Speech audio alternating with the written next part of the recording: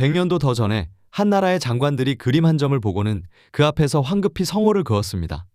그러고는 그 그림을 볼 때마다 성호를 긋는 게 아예 관습이 돼버렸죠. 대체 무얼 그렸길래 한나라의 내각이 통째로 겁에 질렸을까요? 그런데 더 놀라운 건 이겁니다. 이 그림은 사실 하나도 안 무섭습니다. 무섭기는커녕 들여다볼수록 가슴이 먹먹해지는 세상에서 가장 슬픈 그림 중에 하나거든요. 이 그림의 제목은 루시퍼, 천국에서 쫓겨난 타락천사, 그러니까 악마를 그린 그림입니다.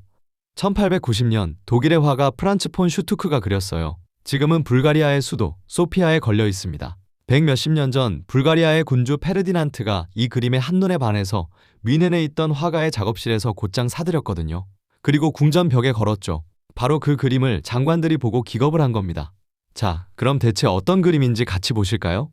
화면은 온통 캄캄한 어둠입니다. 그리고 그 한가운데에 벌거벗은 남자 하나가 웅크리고 앉아 있어요. 처음엔 그냥 시커먼 어둠 덩어리처럼 보입니다. 그런데 가만히 보고 있으면 그 어둠 속에서 딱 두 군데가 살아나요. 바로 형형하게 빛나는 두 눈입니다.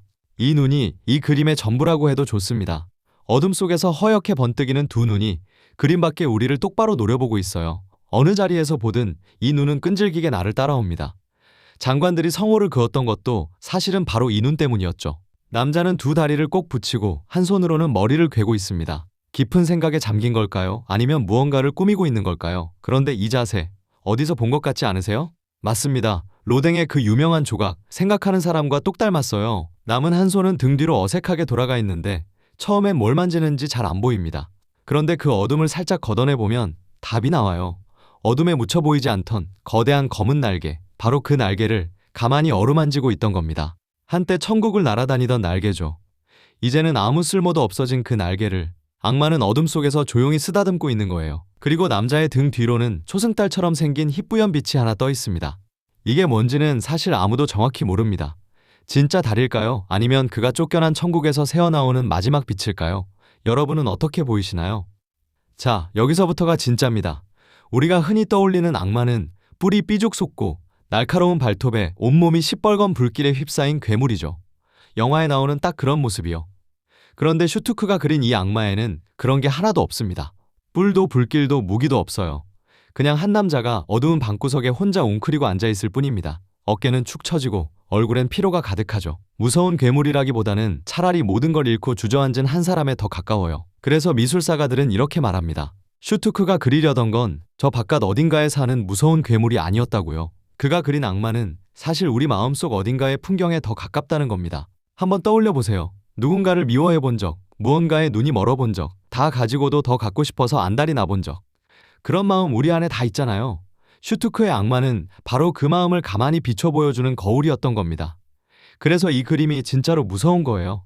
악마를 보고 있는 줄 알았는데 어느 순간 거기에 내 얼굴이 비치니까요. 슈투크 본인도 이런 말을 남겼습니다. 나는 오직 순수하게 인간적인 것만을 그린다. 악마를 그리면서도 그가 진짜로 들여다본 건 결국 우리 자신이었던 거죠. 자, 이제 그 눈을 다시 보세요.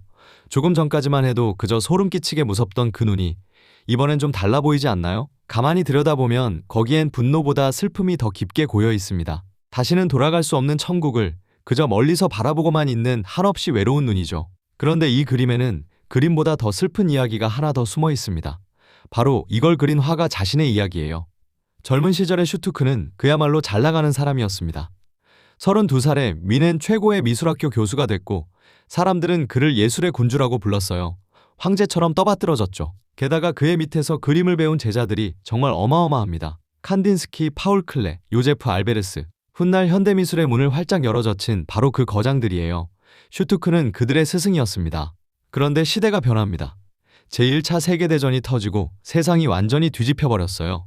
슈투크가 그리던 신화와 악마와 환상은 어느새 한물간 옛날 것이 돼버렸습니다.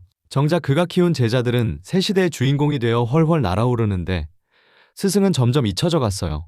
그리고 1928년 슈투크는 거의 잊힌 화가가 되어 쓸쓸히 세상을 떠납니다. 한때 예술의 군주였던 사람이 말이죠. 무언가 이상하게 겹쳐지지 않나요? 가장 높은 곳에서 가장 환하게 빛났다가 한순간에 모든 걸 잃고 추락한 존재. 슈투크가 평생을 바쳐 그린 그 루시퍼가 어쩌면 그 자신의 모습이었는지도 모릅니다. 실제로 슈투크는 악마와 죄를 평생 그렸습니다. 루시퍼를 그리고 몇 년 뒤엔 거대한 뱀을 몸에 칭칭 감은 여인을 그린 죄라는 작품으로 또 한 번 세상을 발칵 뒤집어 놓죠. 어둠과 유혹, 그리고 추락. 그게 그의 평생 주제였어요. 이제 마지막으로 다시 그 어둠 속 남자를 봅니다. 더는 무섭지가 않죠.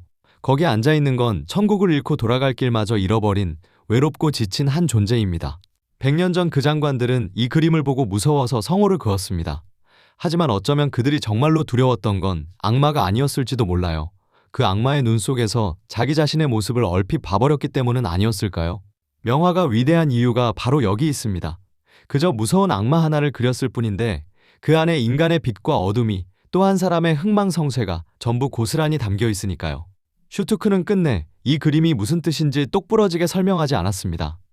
그저 저 허옇게 빛나는 눈으로 100년이 넘도록 우리에게 똑같은 질문을 던지고 있을 뿐이죠. 여러분의 눈에 이 악마는 어떻게 보이시나요? 우리를 노려보는 무서운 괴물일까요? 아니면 천국을 잃고 그만 우리를 닮아버린 슬픈 존재일까요? 여러분의 생각을 들려주시고 또 다른 명화의 비밀이 궁금하시다면 구독, 좋아요 그리고 댓글로 함께 해주세요.